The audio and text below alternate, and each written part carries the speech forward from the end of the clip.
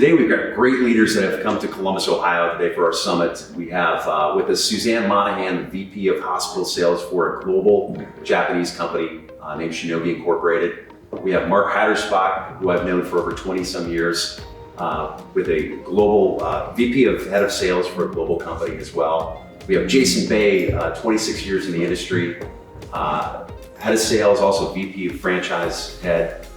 We have Ed Molitor, who's one of the best executive coaches out there. Thanks for coming. Thanks for having us. Yeah, I appreciate it. We're ready to get going here. And Ted, I'm gonna bring this back to you. One of the fascinating things that I've noticed about Mark, Suzanne, and Jason is how there's such a common language and there's such a belief in the way of doing things and about impacting, inspiring, and leading, and building these amazing teams, and creating dynamic cultures. How significant it is to you to have an alignment of your beliefs and the value systems at BEC with the clients that you have worked with over the years? It means everything. At BEC, we have created a set of values and a mission that our entire company was built on. Integrity, work ethic, collaboration, respect, and grit. That makes up our values. So when we have an opportunity to partner with companies in the industry and leaders like these three individuals that you see here today, we look for companies and leaders that have those same values. Because what happens is when we can partner with those companies and these types of leaders, it's just special. And so over the last 43 years, our company has been built by working with individuals and companies just like these three and what they represent. That's awesome. And Suzanne, I'm gonna throw the first question out to you. Values and beliefs in your experiences, right? How significant are those in contributing to your leadership style, and how has that evolved over the years? So values and belief are really, they're the foundation of the team that ultimately you're going to build, right? They're a reflection of you. It's a reflection of your organization. And when you choose a partner, it's a reflection of the company that you're bringing in. I would say that as I think through the times that of evolution, it's really important to think about not just our individual selves, but how we are evolving as an organization or a culture. There's so many things that have changed over the years. And what I've seen change is we were all raised in an environment with a lot of rules. And I'm forever eternally grateful for those because it gave me that strong foundation where you're talking about a very set plan, very set targeting, very set way of interacting as a leader, very set boundaries. And as I have become a leader, I have worked hard to embrace being more vulnerable because ultimately I believe that that has led to teams that bring the best version of themselves. When they see you and they see you as a human and they see you interact and care and connect, that is what you get in return. And on the customer end, that's what they feel from us as a company. And it's such a powerful word, vulnerability. Years ago, people thought that felt sort of powerless. Yes. But Mark, we've had conversations about this. How has vulnerability showed up in your leadership style and the impact it's had with the teams that you have built? Yeah, I mean, over the course of my career, particularly more recently, with some of the things that we've all had to deal with through the pandemic, I think vulnerability has been huge, right? Just understanding and showing your team and your colleagues that you don't have all the answers, which is okay as a leader, not to have all the answers, all the solutions. I think it feeds also collaboration, right? And finding value in your partners that you're trying to accomplish something with. Kind of having that comfort level of being able to go to others and get help and get support that you need to get through something. I think we've all probably been challenged with that over the last 3 or 4 years particularly. And I have a question for you there on the table, so I want to keep going with the vulnerability piece here for a second. One of the things that we try to do is to figure out what makes our people tick. Like, how do we connect with them?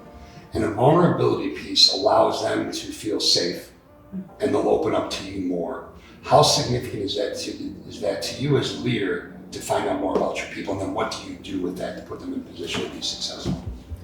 Yeah, I mean, so much is built on trust, right? And it's hard to gain that trust unless you show who you really are. And now, if you asked this question to the 28-year-old Jason, Yeah. my answer would have been quite It's called different. growth. It is growth, where you're trying to have all the right answers. But once you show that you don't know everything and you're surrounding yourself with people that complement you as leaders, we don't have all the answers. We don't have all the right skill sets. But I've always looked at it as how can I make myself better? How can I make the team better by making sure that you have the diversity, of more than one voice that gets you a better answer, gets you a better solution. So for me, it sounds simple, but be real, be honest, let people know you don't know all the answers. When you make a mistake, acknowledge it. And I feel like that lets people in, and then they'll ask for help, right? The last thing you want is people that don't go to their leader for help. So if you can embody that and show that and exhibit that to your team, it definitely goes along. So I think this is a good point. All kidding aside, growth, but it's also self-awareness. One by one, how important is self-awareness in leadership, and how has that shown up for you? Wow, I don't know if there's anything more important. I'm looking at these guys. As you grow as a person first, as a father, as a friend, as a leader, first identifying who you are, and that's a journey. It doesn't happen overnight, especially as a leader. You have to make some mistakes, and you have to be okay acknowledging those mistakes and being true to yourself and trying to work through that process, right? So I think that is the first thing, is identifying that. What I have found sometimes difficult is if someone you're leading doesn't have a clear, honest view of maybe some of their skill sets. So how do you manage through that? And a good way to do that is to show that, hey, I make mistakes too. There's areas that I'm not strong in. And kind of welcome them into that conversation. Because that's difficult. That's been hard for me over the years, is to help people understand, hey, this is what you're really good at. Let's focus on that, opposed to maybe where you don't thrive as much. And how challenging is it, Suzanne, to help your team members increase their level of self-awareness in a psychologically safe environment, but having the ability to push them outside their comfort zone to see that, to see what's happening, and to get them to come up with the answers, not necessarily telling them, hey, you're missing it. Yeah, this is where I really believe in the power of voice of the individual. If you are having conversations, if you are connecting with your people on a one-on-one level and give them that opportunity to have their own voice, you would be amazed at what starts to come through. They start to realize as they speak out loud that there are interests they have. There are things they do really well. There are areas where they start to ask for help naturally, and it's a gateway to go in and have conversations about development. It's a way that you can identify one small place or one small person that you can connect them to grow that skill. And so I strive to make that conversation from them, from their heart, from what they want to grow from, and then step by step. There is nothing I love more than just the concept of one foot in front of the other. And I think that comes to life when we think about analyzing ourselves and thinking, going deep in ourselves, and then how we lead people through that. It's awesome. And Mark, as you hire out leadership teams, helping them increase their level of self-awareness so that it flows downstream to them, how have you seen that shown up with the teams? Yeah, I think it starts with me, right? Being aware of what my values are, what my principles are, what I stand for. Because without that, it's difficult to create a vision that people can embrace. So I know it's been something that I've grown throughout the years of really understanding who I am, what I stand for, because that really drives your behaviors, it drives your thought process, it drives how you set expectations with others. So to me, it's really about a form of leading by example, right? Having strong self-awareness of, what do I do well, right? Versus where do I need help from others? Where do I need to lean on my colleagues? But as I've brought leaders into my organizations over the years, one, it's finding an alignment, as Ted talked about earlier. When you have value alignment with the organization you work with your leadership team, with your sales team, with your colleagues, it just goes a long, long way of being able to accomplish big things. So, you asked about how that has affected bringing leaders into the organization.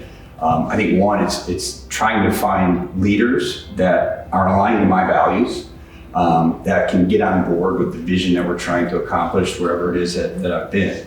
And then empowering them to do the same thing, right? Because as you build a leadership team, build a sales organization, for example, those leaders have to establish followership. they have to identify the folks that they're going to be able to accomplish what they're accountable for. So it's almost like a domino effect, in my opinion. And I absolutely love this. We're all in the fight, right? Like we're all in this grind, and we all develop this sense of grit. And we focus on being our best, even when we're not at our best. And Jason, something you and I have talked so much about that I absolutely love is the significance of sense of purpose and knowing not only what your why is, but being able to tap into that why so you keep it here during tough times and times of success. Can you talk into that a little bit? Well, I think your values evolve as you grow as a person, your family expands, your friends, your network. So different things are important in why you get up in the morning. I serve my family, I serve my friends, I serve my colleagues. That mentality's evolved and grown over the years, but I think it's made me a better, hopefully father and friend, but also a colleague and leader. And that's just a journey you can't force. I think you go at the pace as you grow as a leader, and a lot of that comes through experiences, right? We've all been exposed to a lot of situations that you have to dig deep and get down to who am I really, and am I going to compromise my values or not? And I think that's a crossroads we all face as leaders in organizations. And sometimes your values don't always match with the organization. You have to make some tough decisions. So, Suzanne, how do you communicate your why? It might not just be saying it directly to your team, but how do you communicate your why to your team and in one-on-one conversations with your people? One of the most important aspects of connection is showing what you expect. And I think it's very difficult to communicate why you do something that is not backed by then the actions that you're showing that go along with that. Because if those are disconnected, people don't believe you, right? And then that is a challenge to culture in general. So I look at how I communicate that by really focusing on this trifecta of, from an organizational standpoint, right, as a leader in an organization, you will always have a set goal, a set vision, something that needs to be standardized across your entire team because you're building unity over that purpose. And so that message is really important to me, and I try to find one piece of that that I'm very connected to. When I think about my time at Shionogi, this is a company that is very much has a long history of bringing research to commercial. And the important piece of that is that you're thinking about something that wasn't and a need that was not met, and then you're connecting that with building a team that brings that voice to that product. And for me, one of the most important pieces of what we do is bringing access and care to patients. And when I come back to that every single time, and the simplicity of that, it's something people can get behind. So I don't know if it's defining that why as much as showing what you are invested in and sharing that with your people. How is it on a daily basis that you work on you are intentional about your authenticity while you're on the roller coaster ride with all the different things going on? Gotcha. Being intentional about authenticity, I think it's being comfortable with who you are, right? It's kind of knowing your values, as we talked about before, that self-awareness about who you are, what's most important to you. And then it's living those, right? It's being true to yourself, it's being true to your beliefs. Over the course of my career and life, we all interact with people that you can tell aren't 100% authentic, right? And then when you interact and you deal with folks who are authentic, there's just a whole nother level of connection, belief, confidence that you have in those individuals. So I think it's just being very conscious of leading, being the face that your team needs to see every day, particularly when you're going through the roller coaster that we've all gone through, with some of the twists and turns that we all face. So I think it's just one, being comfortable with who you are, right? Not trying to be someone you're not. I think that's something that I had the privilege of learning. I had a couple of great mentors early in my career that they allowed me to be me, right?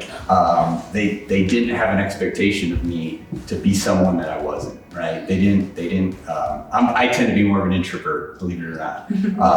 That was okay, right? I didn't have to be the extrovert. I didn't have to be the loudest voice in the room all the time. And I kind of had, like I said, was permitted to behave that way because that's what I was comfortable with. And I think that's something that I've tried to live and follow as I lead others throughout the course of my career, is that Jason pointed out earlier, individuals have to be comfortable with who they are.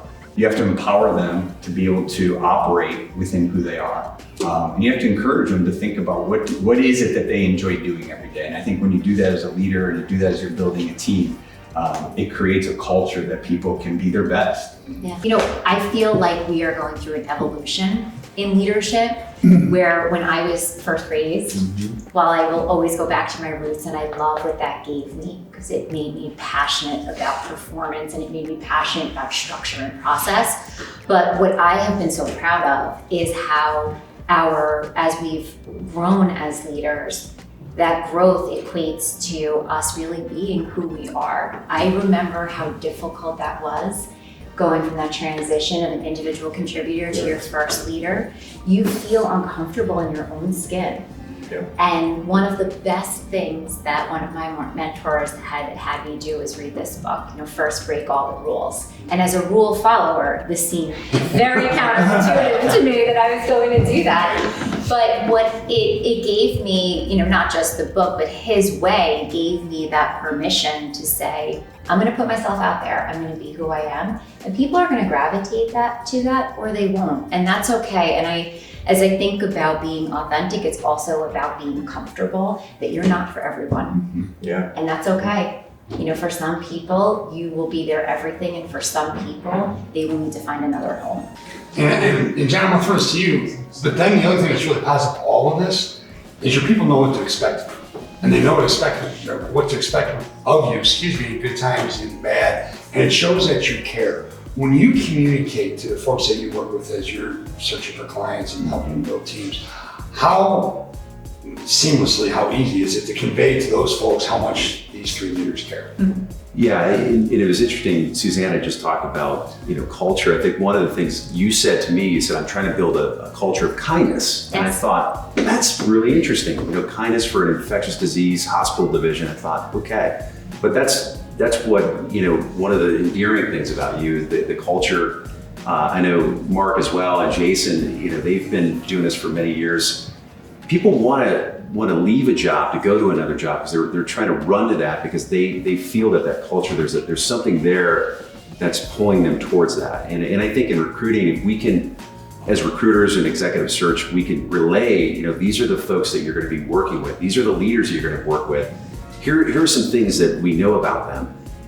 They're real people. You have kids in middle school, you have children that are younger, children that are older, empty nesters soon. That's important for folks. They want to know that these leaders are real. So the vulnerability and everything you're talking about is exactly run on par with what we're seeing in the industry right now, what we're seeing out there in the field.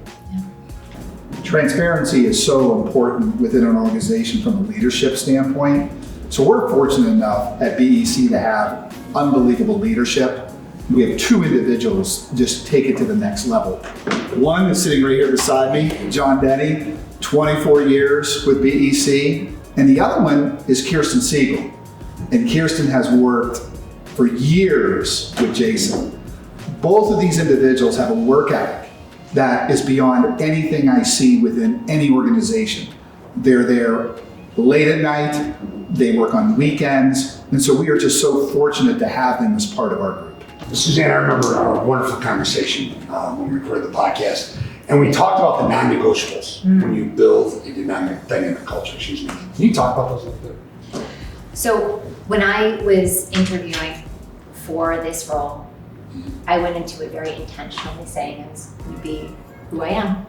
And if that was the right fit, then it would be the right place for me. And two of those foundational pieces for me, one John mentioned before in kindness, but the first for me and the foundation of all things non-negotiable is trust. And we use that word a lot, but when you have to live that word, it's a very different thing. And when I build a team, the first thing that I think about is trusting every person that's part of that team to do the job that they were hired to do, including myself, and I have to hold myself to that. So the two non-negotiables for me are trust and kindness. And with trust, we're trusting people to do the job that they were hired to do, including myself. We have to hold ourselves accountable to that. And then kindness is a word that it makes people nervous because it's a word that's perceived with with something that's weak.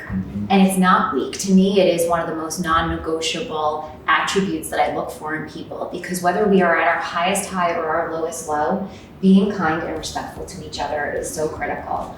And when we are performing at a high level, we want people that are recognizing that performance of their teammates, of others. And that's part of just being good and kind to people. And then when we need to pick it up, maybe your performance isn't there, maybe our performance isn't there, there is now an inherent trust that you've built that we're going to do that from a place of this really powerful respect. Those are the two things that I lay my foundation on. And then when I start to think about what trickles down from that, we are caring about people more than ever now. And I appreciate that. And so that caring and connection are two things that I'm looking for in building our teams. And all of those things are really about how self-aware you are. Do you even know you possess those things to bring to us? I'm going to bring back something you said, again, that I loved, was implicitly trust the people to do the job you hired them to do. 100%. Mark, how significant is it, okay, to hire the right people, trust the amazing hiring process, then get out of their way, but let them know that you care enough that you are there to coach them. What does that look like for you? For me, it looks like setting clear expectations and defining what success looks like. Because to Suzanne's point, you have to identify people who are worthy of that trust, right? But then when you bring on board part of your team, you get them aligned to what the vision is. You help define what good looks like. Everybody understands what the expectations are and what success will be. And then you kind of get out of the way, right? And you let them do the job that you hired them to do. I know I have valued that from leaders and from organizations over the course of my career. And that's the type of environment that I try to set up for folks. It hasn't been hard. You asked what's the hardest thing. I don't think it has been hard. Yeah. I think one advantage the three of us have is working with your organization. I mean, it starts there. It does. When you talk about values and you know us so well and what we embody and who we are, that is going to trickle down. And so it does make it easier, and you guys are straight up with us, and you understand what we're looking for and what the expectations are, and you hold us accountable as well. And it's just nice to have that partner from the get-go, and then the rest just, like Mark said, it's not that difficult. And just even to follow up on that, I think then when we start to talk about attracting top talent and the type of people that you want to bring to your organization, it's interesting. So we have these values and we have all the things that we've talked about in regards to what we're looking for in a person. And really what we're now finding is, and if that individual then has some personal tie-in to either the disease that you're treating or the therapeutic that you're offering, that's when it gets special. I think when those people come to work for your organizations and they have something in their life that ties them into what you're offering, then that really becomes, I think, a home run. Yeah, passion behind the cell. And I think when we think of rare diseases, or we think of infectious disease, or even oncology, these are areas that touch everyone. In cancer and you name it. I mean, when you have a candidate that's passionate behind what they're selling, passionate about the culture, they're gonna give you the top performance that you need. And I think that really helps. We're speaking to like the buy-in, the emotional attachment to it, not just what they sell, but how they do it and why they do it. How significant is it, and any three of you can take this, is it to create a compelling vision as you're building a dynamic culture, as you're attracting top talent? How important is that? So critical. It's critical. I mean, it's one of the fundamental jobs, I think, of a leader of any team, of any organization, is to paint that picture of what we're collectively about. What are we here to do? You had asked Suzanne about those non-negotiables, and to John's point, for me, being a clinician by background, one of the non-negotiables for me is commitment to patients, right? Being in healthcare, at the end of the day, that's what hopefully we're all in this for, is to help patients, right? That, along with an unwavering will win, that relentlessness about accomplishing a goal, whatever it may be. Those are the non-negotiables that I have found that in connection with a vision helps create the type of cultures that I think we all would be proud of. I think what I've learned about building a vision is how do you do it as well, right? Because there's a lot of things on paper, whether it's a mission statement or a vision, we've all been there, right? You start with a company and it looks really fancy, it looks cool. But what I've found, some of it's just happened through experience, is that when you can build a vision where you invite people into the process, right? Now it could differ. If it's a new company and you're building it from scratch, it's a lot easier to invite them in, but we've all had to do a reboot as well, right? As you think about different cultures and depending on the life cycle of the organization and the product. But when you can have people feel like they're really a part of the process and understanding it and making that personal connection, it's amazing how that can energize people. I agree. I also think about the day-to-day aspect of that. When people are connected to a common goal, it makes it more feasible when you're asking them for the day-to-day fundamentals of making certain calls or certain activities or using certain resources. Because instead of those just being things that we expect or things that they're expected to do as part of a job, they become the reason that we see performance and the reason that we meet our goals and the reason that vision comes to life. And Suzanne, you were able to accomplish something amazing this year, during a very difficult time. You were able to attract top talent. Yeah. Like these gentlemen, to get folks to do things that they had never done before. Yes. Can you tell us, this story is unbelievable. Can you share that story with us? Yeah, so, John mentioned before, he's a 144-year-old company. One of the things that I love about this company is their dedication to method, to process, to vision beyond the moment that we're in. And the build in the US is certainly a testament to that. So they had used a different model previously, and then 3 years ago decided to build out their own commercial team in the US.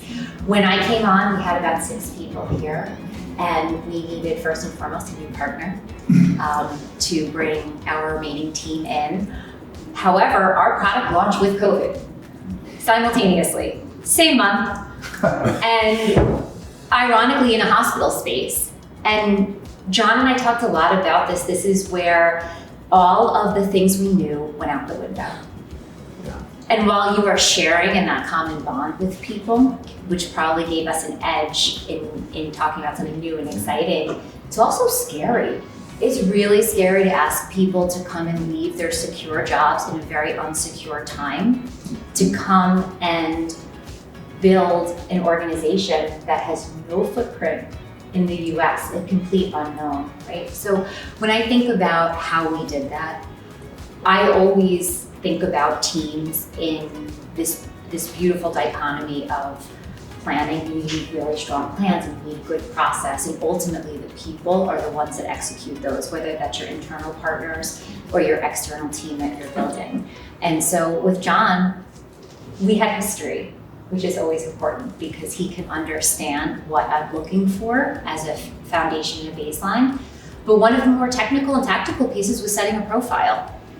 Setting a profile and finding an individual during COVID that, like you said, wanted to leave, Yep. go to a company, launch a product in infectious disease. Yep. With the hospitals which were closing down from access. Yes. So all of those things we factored. I remember Suzanne had asked, are you going to be able to get people to come over? Yes. But then again, selling the culture and selling where the vision is and where they're going, helping patients. When you think about the product, what it's for, phenomenal, and what it can do to help patients. So all those factors kind of worked, but I think recruiting individuals, they have to know the story. They have to feel good about, hey, why do I want to make a move? And it's not all about money. Money is important for sales, right? We all are in sales, but I think it's also the vision of the company and where they're going, the leadership. Why people follow you to companies and organizations. Yeah. That idea of trust starts with who you bring in as your recruiting partner. Yeah. I trusted implicitly that John was going to deliver. He never has not. And part of that is taking what we knew, which was a profile in the hospital, of people who have walked the halls every single day doing the exact same thing, and bringing to light that we were going to teach them a new skill. And so in that recruiting process, in that profile, you're not just looking for the person who's done the same role, you're looking for learning agility, really high learning agility. And then of course, internally, that's put back on us to make sure that we give them good training and understand the real needs of the customer and how to meet them there. And it's one of the benefits of just having a strong partnership with their first interaction is with your recruiting firm. And so if that's not a good experience, we have no shot of getting them to come and do something brand new, That's true. right? So how do you figure that out inside of the process? How do you figure out that they do have learning agility, they do have emotional intelligence? You figure out what makes them tick. Tell us about that. Yeah, with candidates, it's really, building that bond with a candidate. Some of the candidates we deal with, we've known maybe for many years. We've been around for 44 years, something like that. Right. It's hard to keep track. But it's really, really getting to know those candidates, whether it's an interview over the phone or we do virtual meetings and we get to know them. We look at their track record, but a lot of it is that the learning agility, and I hate to say this because it seems cliche, but past performance is a measure of future success. So if you see that in their history, they're usually going to be a top performer if they have that in their history.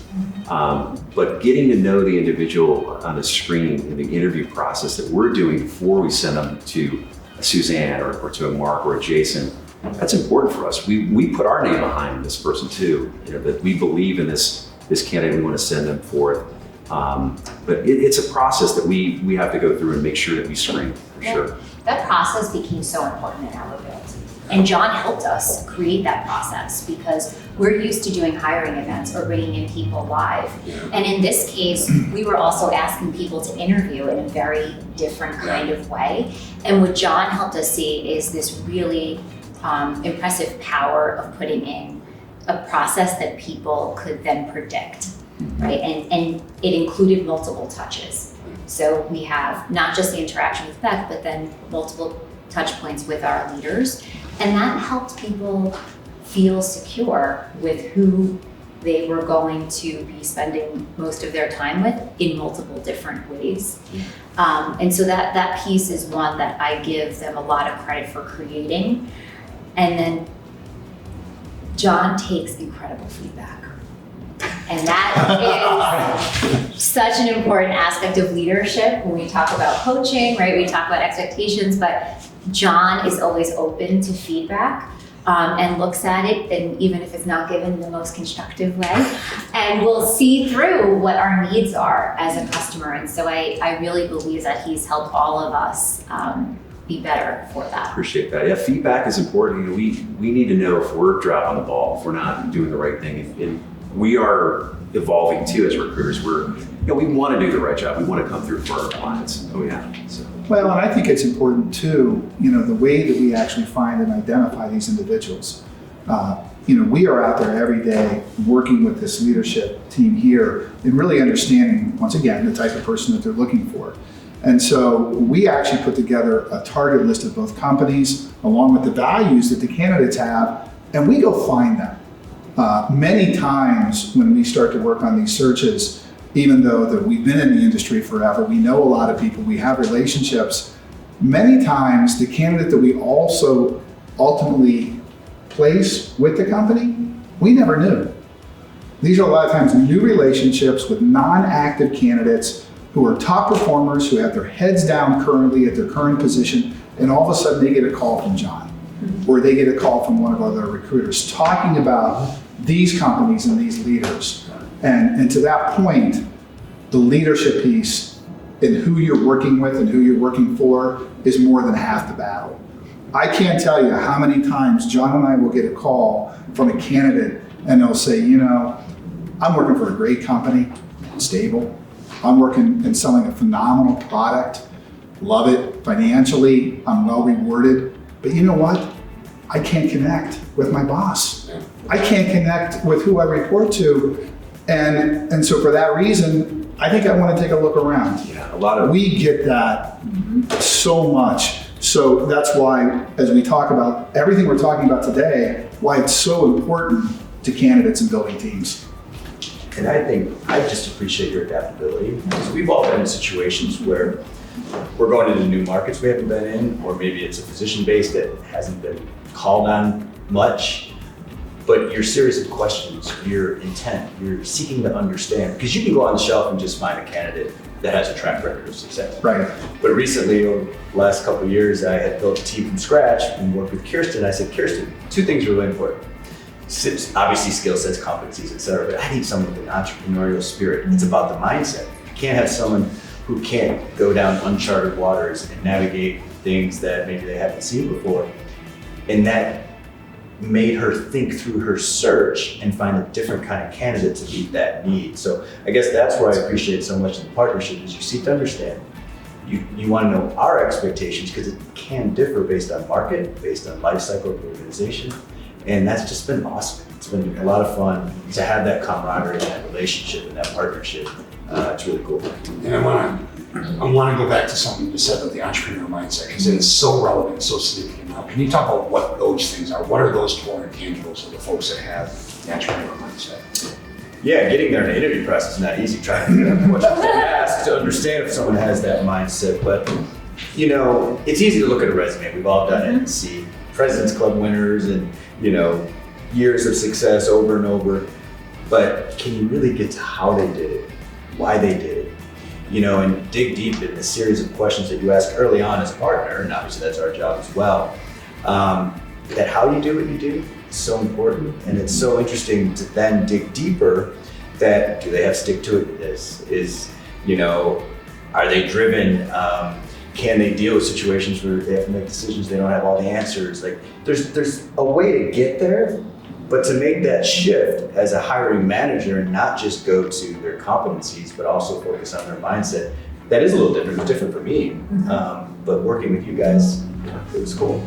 Well, and I think too, I know Mark and Suzanne, even though you're different individuals, the way that you get to approach a candidate, you're trying to find out what makes them tick, a little bit what's going on in the mind by the question that you do in your interviews.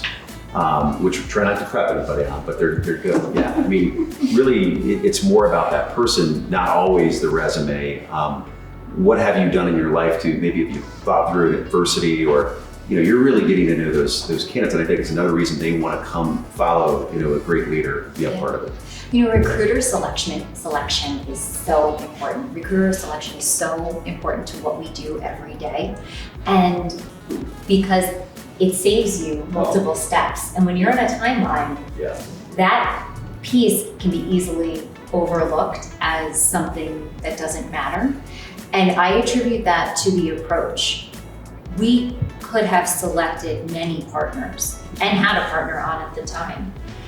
One of the things that sets BEC apart is that you are doing all the things we're talking about today. You are actually reaching out to the candidate and connecting with them and going through that initial step versus sending a potential candidate an email or reaching out just via LinkedIn. And you are establishing that connection. It says a lot about us, but it says even more about you and your firm and the approach that you take. It's been very customizable. That's the word that comes to mind for me. I've had the privilege of building 6 teams with John over the years. And every one has been slightly different in terms of the context and the situation. And he's invested the time with me up front, not only to get the competencies and the skill sets and maybe specific types of experiences, but it's that drill down to the next level of what truly are the needs? Like what's the day-to-day of this job going to be? What are some of the obstacles that you foresee?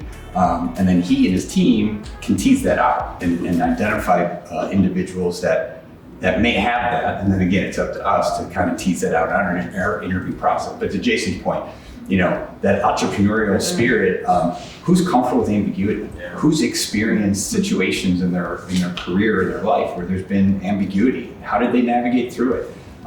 Can they articulate cause and effect, right? Do they know why they got the results that they got? It's amazing to me how many people list what they've accomplished, but when you ask a couple of questions, they have no idea how it was accomplished, right? So things like that, I think are, I know for me, has been a skill set that has been developed over the years to try to dig down, and John and his team helped tremendously of helping us get there. Appreciate that. Yeah. Now I'm gonna completely shift it. Is you bring someone in who's all about metrics, all about numbers, they've performed everywhere they have been. What you sense possibly a threat to the culture that you've built, right? Pass. That was easy. That was easy. You know, to present that person, did you? No, and that's it. Talk about the like building a culture we're fighting for. That's just a phrase I love to use because it's protected. How important is it when you bring folks in, the expectations that like this is what we built, and this is I'm going to serve you, I'm going to coach you. Okay, it's about me as a leader earning your trust, but part of this is you serving. How do you convey that to candidates? How do you convey it to the people that do join your team on a consistent basis? Yeah, I think it depends. You know, are you joining an organization that's mature, or are you building something from scratch? And what I mean by that is when you're building something from scratch, you're building the culture together, right?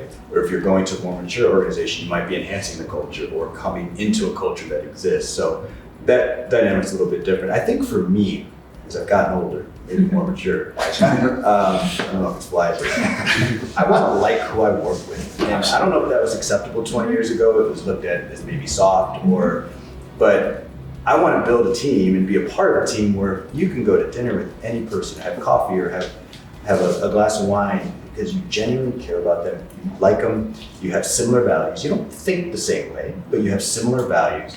Like if you can get that across, like it matters. I don't want to, you know, we've all been there where you're first line manager and you're driving with somebody, you don't really want to be in a car with them. Like, why should that environment exist? It's like, called the drive cross country I don't know, test. right? It's not that complicated to me. I don't, you know, you should want to be around the people you're with and you should want to work with the people that you're with every day because you have similar values. So when you talk about areas that you don't compromise, if there's a core attraction around values, you're most likely going to want to hang out with these people. Yeah. And I think that's important. A mentor of mine, I don't know how PC it is, but early in my career, he wouldn't hire someone that he didn't want to go out and have a beer with. And that has resonated with me over the years as I've hired hundreds and hundreds of people and built multiple teams. To Jason's point, you have to, on some level, want to enjoy spending time and enjoy being a teammate of this person because in one form or fashion, you're going to battle with them. And the more you enjoy being around them and being in their company, the more productive I think you're going to be. And I think you see that in the difference between working with someone or working for someone. You know, how do you instill that in your team? Like we're working for each other, we're in this together.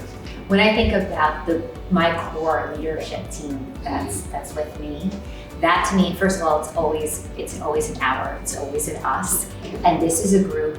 You build similar values. I strategically thought about the needs that we had as a family, as a work family, to bring them in. You know, you need someone who's going to challenge you. You always need a challenger. You need someone who's just going to do what they're told to do and set that example. You know, you need someone who is really good with people and is going to remind you about that. And you need someone that is highly dedicated to the analytics and what needs to be done on that day-to-day basis. And as you start to piece people together like that, you are giving each person a role in our lives and in our team and in our family culture at work. And then they feel valued. And when they feel valued, they feel comfortable to speak up. And then when they feel comfortable to speak up, they feel a part of what we're doing. And it's this trickle-down effect that you're all for one, you're one for all, and you're in it because you brought this diversity of thought and approach together. And you know, there's a few things that as I've matured, also you take your own risks. Yeah. You know, I will take a risk any single day of bringing in someone who has been with me, been my friend, because I believe that relationship is powerful. And the old adage is never be friends with anybody that you work with because it causes X, Y, and Z issues. Right. Now, for some people that may exist and that may be your truth, but my truth is that I have found that foundation has led me to have the most productive conversations about their development, about where we need to go. And in times of real challenge, you have strength in a team. That's why I work for either one of them. But I mean, seriously, I mean, you think about it. We keep going back to like, well, for me, 20 years ago, 25 years ago, it wasn't as common to call people your friend. And you hear about the Gallup surveys and you want to have a best friend at work and all that. But at the end of the day, you know, I've been criticized in the past, like you have a lot of friends at work.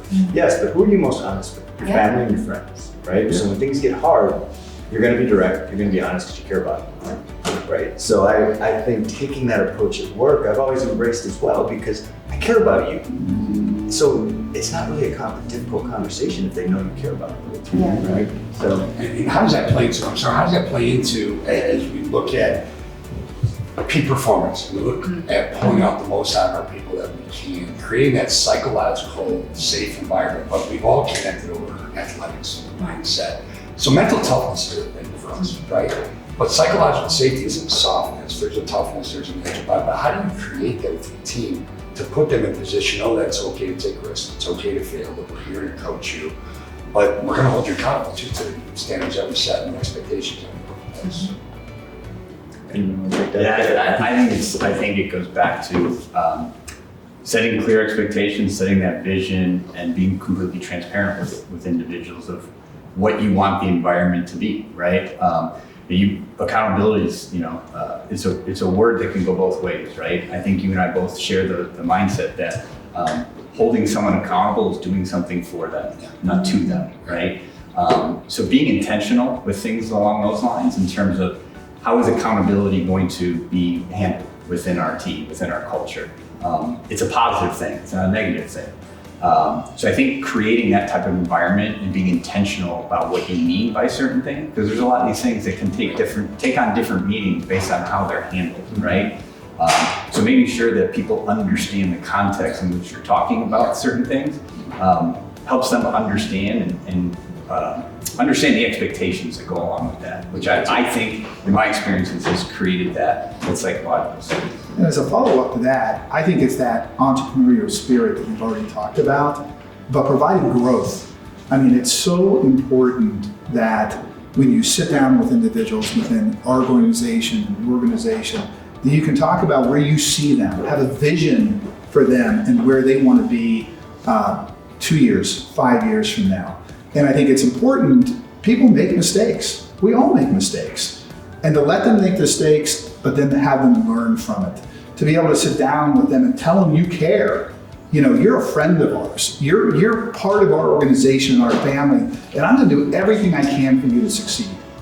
That is so important, that growth piece and providing that path, because a lot of times young people, I know, when I was 27, 28 years old, I didn't know where I was heading. I didn't know really what I was going to do and what I was going to be about. But if you meet someone who helps develop and shape and give you that opportunity, it goes a long way with organizations. This is a place that, coming back to some traditional training, is important. I always think about this as an athlete. We train to skills. At work, we train to skills.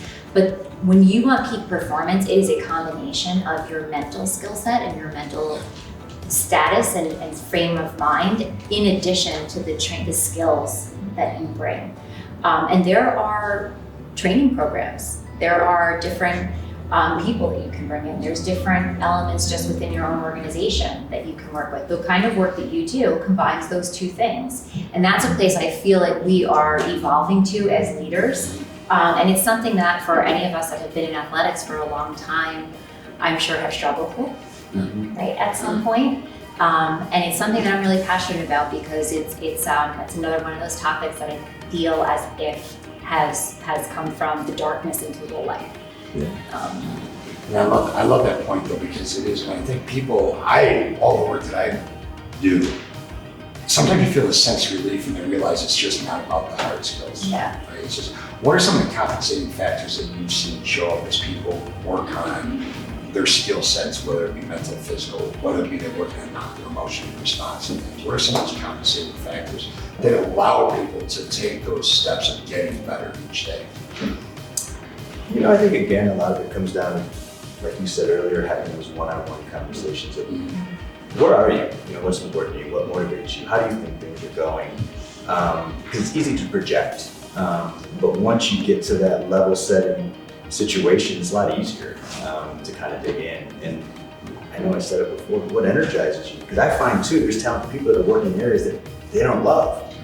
So can we make a better marriage or match to allow you to grow and prosper and hit that peak performance? Because when you can hit those two things, it's a lot easier to get to that elite level. So I don't know, a lot of it's just that one-on-one engagement interaction. And it's a great thing for us when you see someone just thrive, but a lot of it's self-actualization, that by questions we ask. It's not necessarily anything I'm telling them, but do you give them the tools as well for self-exploration? There's a lot of surveys, different things out there that you can utilize as a leader where someone can dig deeper to better understand themselves. So We see that happening in so important. Yeah.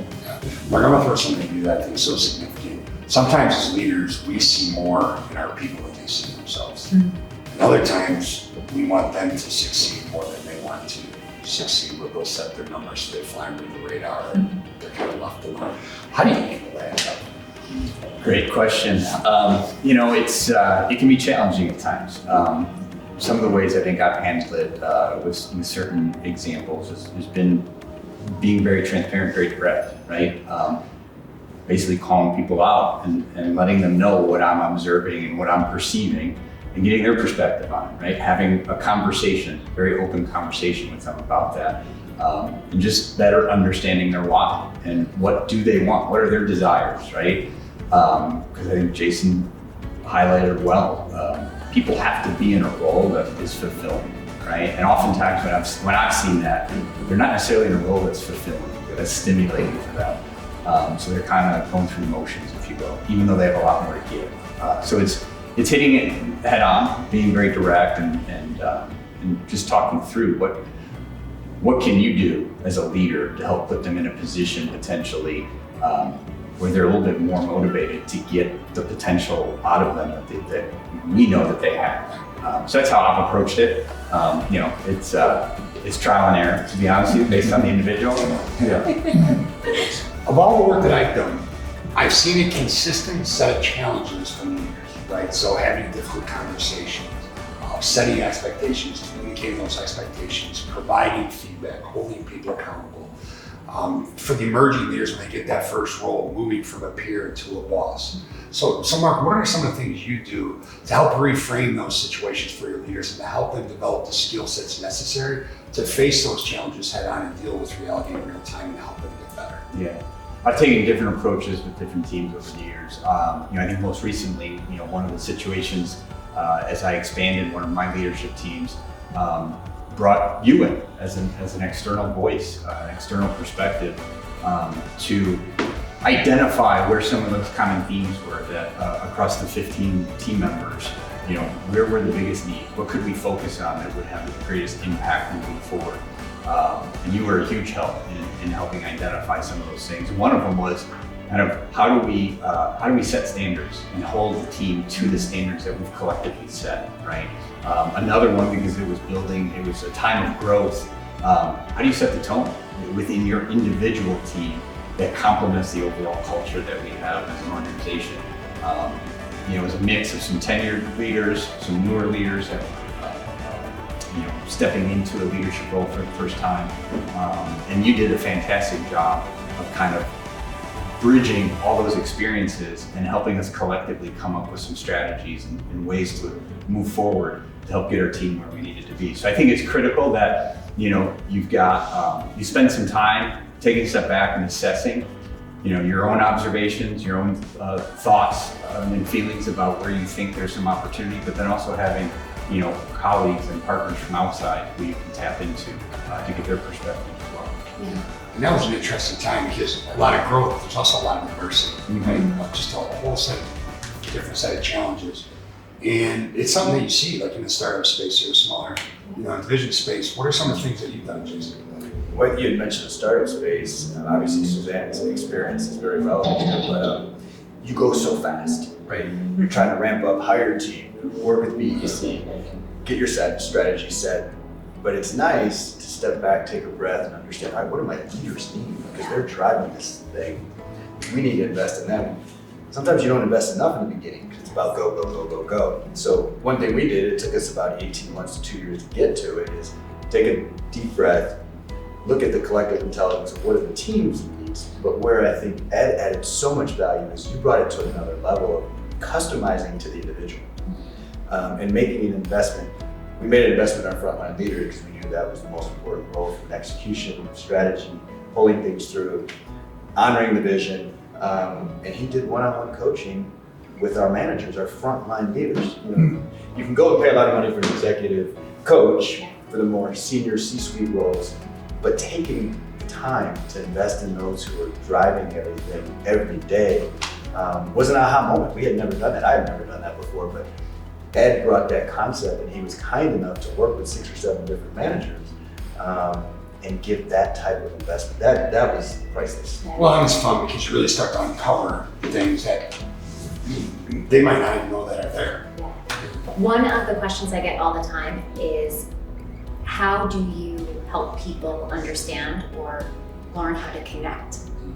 And I love that we're talking about the skills of the leaders, because it's so interesting. We say that's the most important, and we usually focus the least on their development. And so having set programs for skills is a critical thing to invest in as an organization. If I think about the things we're responsible for, it is building that foundation of connection. And there's 2 ways that I've done this. One, I feel really strongly about, I call it defining moments. People can call it whatever they want, but I do a closed door session with our leaders, and I share first. And it's all based in pictures, different pictures of defining moments in my life and what I've learned and how that shaped who I am. And it helps to also build, like, I roll into expectations from that, because it all comes together as you as a person. And then the other, which was an unintended benefit of doing a podcast with you. I had so many of my leaders, and now our candidates, listen to that they feel like they know who I am better. I had one of my leaders say that to me. I listened to that and I understood you so much more that it helped me help me be a better leader with you. And I love that. I couldn't do what I do without my 5 every single day. And the fact that one way made them feel more connected to what we're doing as a team was so special to me. Well, and that speaks to the fact that as leaders, we all need space on a day-to-day to be able to talk, to be able to breathe. I mean, am I wrong? Leadership can be lonely, it can be messy, it can be a bit challenging. And to be able to pay attention to yourself so you can pay attention to others, how significant has it been? Ooh, that's a good question. It's deep. Yeah, it's deep. Part of paying attention to yourself is also asking people what they need or what you can do better. This is one of the reasons I feel so strongly about having a challenger on your team. You need someone that's going to poke that bear sometimes to remind you that your way might not be the only way, and that the voices that you have chosen to put next to you are ones that you value. I think about that a lot. I think about how my vision that I have is that landing, and when it doesn't, it's a point of contention for me that I sit with to try to flush out. It's important for us as leaders to invest in ourselves. It's easier said than done, obviously, with all the responsibilities and things that come with the day-to-day. But who you surround yourself with. I know that sounds cliche, but I'm going to call it Suzanne and Mark, especially now that I'm getting to know Suzanne. I'm like, I want to work for her and with her. But it matters. Who do you surround yourself with? And can you pick up the phone and just be like, hey, I'm struggling. Yeah. Can you help me out? So that peer mentorship, to me, is as powerful as anything. We all have mentors in our life, right? People that were more senior or kind of brought us up.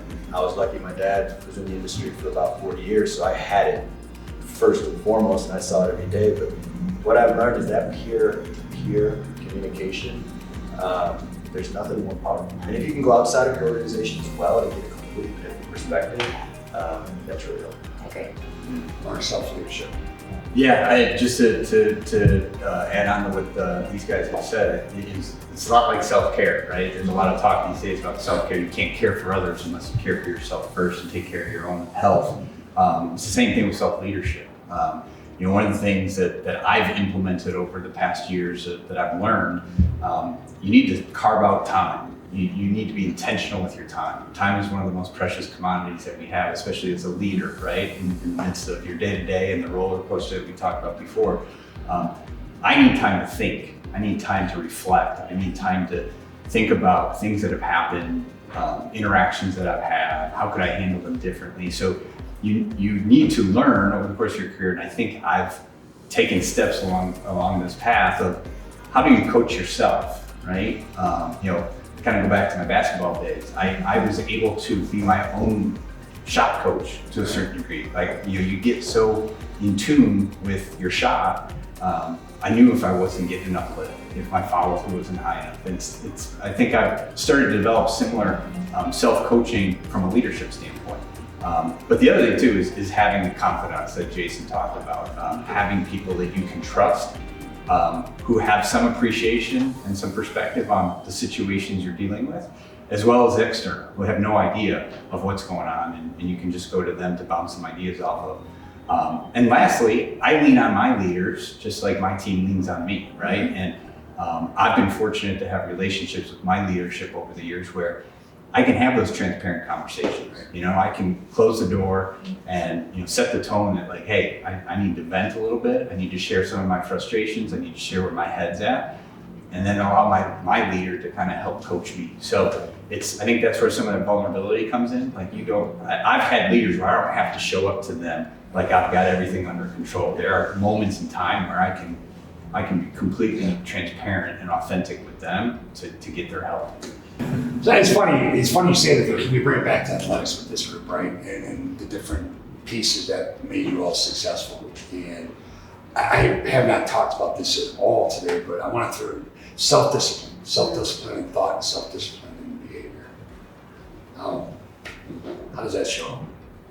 As athletes, you're trained to practice all the time. Right. And as you escalate in level, that requirement becomes something that is a dedicated part of your life. And as you transition into the workforce, there's so many aspects of that are completely the same. Mark mentioned this, but it takes discipline to set time aside for yourself and to ask for help and to incorporate other people's opinions into something. 2-3 years ago, I was introduced to a woman who, I wouldn't say that she's the polar opposite of me, but someone who really viewed the world in a different way.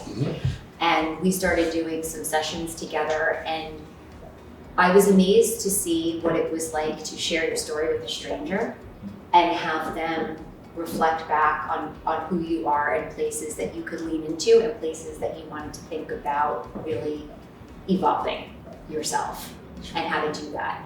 And it's one of the most important things I think I've done for myself as... Was that uncomfortable for you? Very. Yeah. Very uncomfortable. We all grow through discomfort. That's true.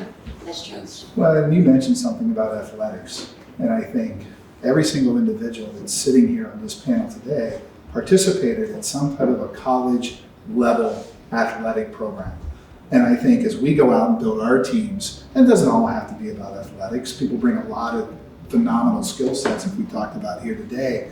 But I think athletes have a tendency to hold themselves to higher standards, especially collegiate athletics, because you were pretty good probably in high school to be able to have the ability to play in college, and then you get together and everyone's really good. So then it's about taking it to the next level and then to the next level. And I think if we hold ourselves as leaders to that same high standard, then I think that should carry over to our teams.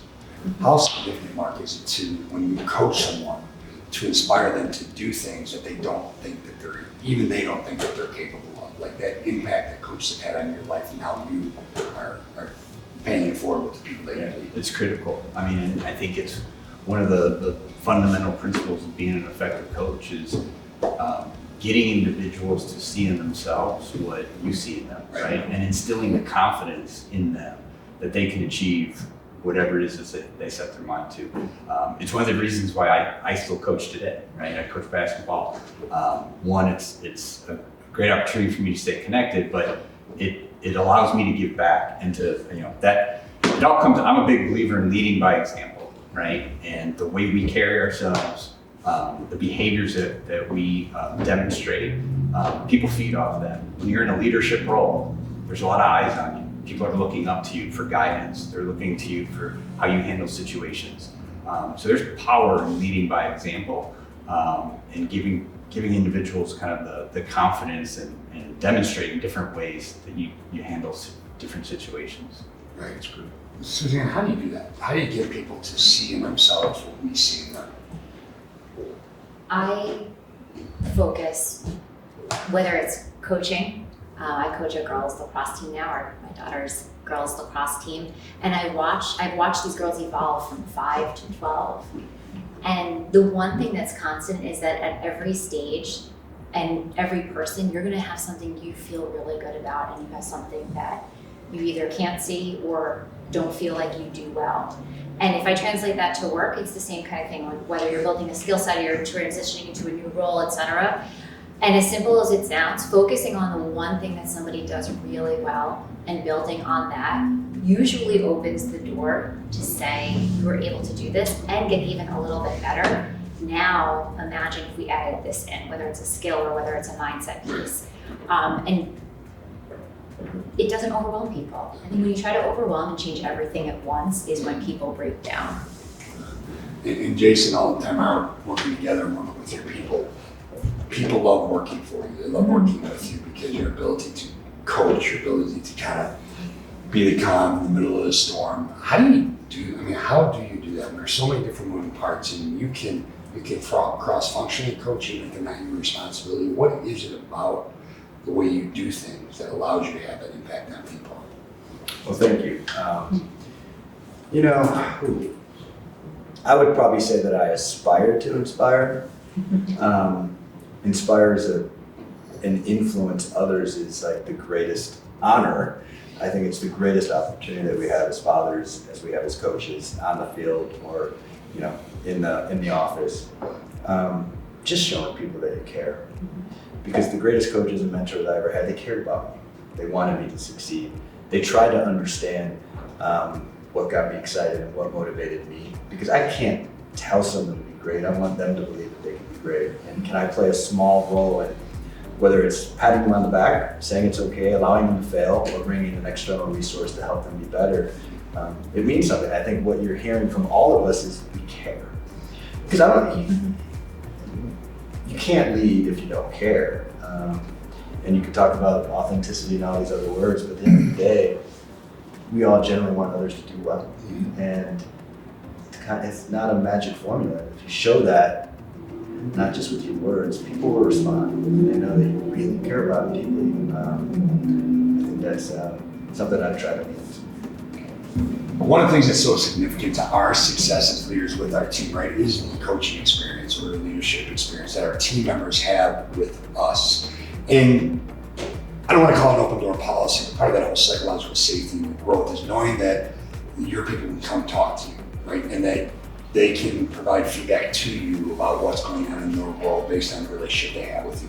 How do you facilitate those conversations and how do you receive that feedback and what do you do with it? I don't think you overcomplicate it. I think you ask. I think that's the benefit, even in a virtual world, to have one-on-ones and make sure you prioritize those one-on-ones. And it's not just about the business, but you ask them. And I do that. I'm sure you guys do the same. And what can I do better? What do you need from me? And genuinely mean it, and then how you respond to that is obviously really important. And we have large teams, so as you look at the larger, broader organization, I think it's up to us to be visible. I think pre-COVID and post-COVID, I've tried to go on like learning journeys where I just go out to certain geographies and have dinner with people and just get to know them. And then you can ask them questions in that environment and say, hey, what can we do better? Are we hitting the mark on X, Y, or Z? So they feel involved. So it's not just your direct reports. Obviously, you should open that door, but then the broader organization, just being real, being honest, being authentic, and just making it a priority. I agree with those. And more formalized ways I've done that are surveys. People have different opinions about surveys, but if you feel like you have a team that has a strong voice and is comfortable sharing that, it's a way to really generate themes that we can then implement, whether it's something that we're doing as a leadership team or culture, or if it's something more tactical that we can adjust to make their lives a little bit easier. I think not everyone is comfortable being outright about that. And I think that's the other piece that you have to play as a leader is to find your most vocal person and rely on them to be that voice closest to your field as you go through your different teams. And then respect the fact that some people aren't going to use that method. They might be more guarded about providing that feedback.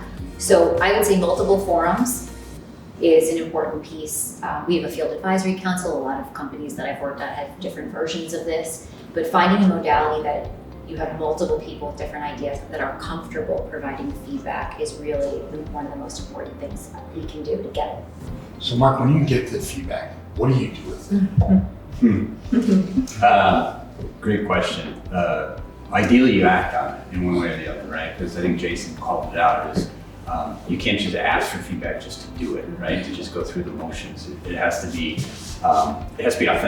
authentic curiosity to understand what people are perceiving, how are they feeling, how do they think things are working, and then you have to act on it, right? So good or bad, if you get good feedback, right, you identify ways with your team.